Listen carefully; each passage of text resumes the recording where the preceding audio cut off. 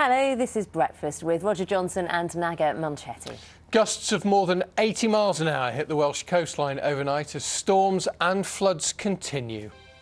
The NHS will go bust without radical change. That is the warning from the head of the health regulator, the Care Quality Commission, this morning. Thomas has the weather for us. Very good morning to you. Our main story this morning: high tides and strong winds of nearly 85 miles an hour have driven waves onto the seafront at Aberystwyth for the second time this year. Meanwhile, 3 severe flood warnings, which means there's a danger to life, are in place along the River Severn in Gloucestershire, with a tidal surge expected later this morning. James O'Hara reports. Meanwhile, the row over the removal of Lady Morgan, the chair of the school's inspection service, Ofsted, has intensified. The Liberal Democrat Education Minister, David Laws, has accused Michael Gove of making decisions for political reasons. A source close to Mr Laws said that he was determined not to let Mr Gove undermine Ofsted's independence. Downing Street has rejected claims by Lady Morgan, who's a Labour peer, that it's trying to fill the top jobs on public bodies with Conservative supporters. Meanwhile, the head of the health watchdog, the Care Quality Commission, has made a strong attack on the NHS in England, saying that it will go bust without radical change. David Pryor also said that the organisation stigmatises those who try to speak out.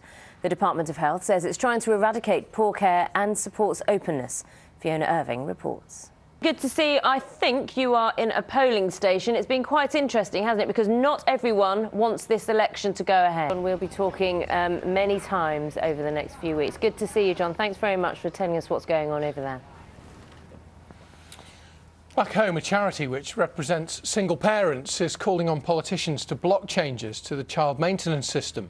Under plans due to be debated tomorrow, the government would start charging fees for parents who use the service. It's feared that that will take money away from children who rely on it. The government says the new rules will encourage separated parents to work together. Jane Francis Kelly reports. The Austrian actor Maximilian Schell has died. He was aged 83. The BBC's learnt that some local councils are refusing to change confusing or misleading warning signs for bus lanes, which earn them thousands of pounds in the process. That's despite drivers successfully appealing against fines. Time now, 13 minutes past 6. Now, writing lines, tidying classrooms and litter picking. Just some of the old-fashioned ways of punishing pupils that the Education Secretary wants schools in England to make use of. Michael Gove says he sent an advice booklet to schools telling them how to enforce discipline. Latest figures suggest that nearly 1 in 3 secondary teachers don't feel confident enough to discipline. Alex Forsyth with the latest on matters around Michael Gove this morning. Let's take a look at the newspapers. It's 16 minutes past 6. The Sunday Times, a lot going on the front page of the Sunday Times.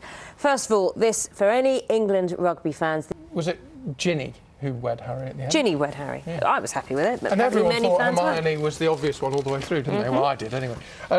Front page of the Sunday Telegraph. The Observer, again, we said that Michael Gove is being discussed quite a lot today. Observer. A quick look at the front of the Independent on Sunday. We'll try and get to some of the other papers during the course of the morning. They have the country, and it says here, flood warnings tell us something we don't know.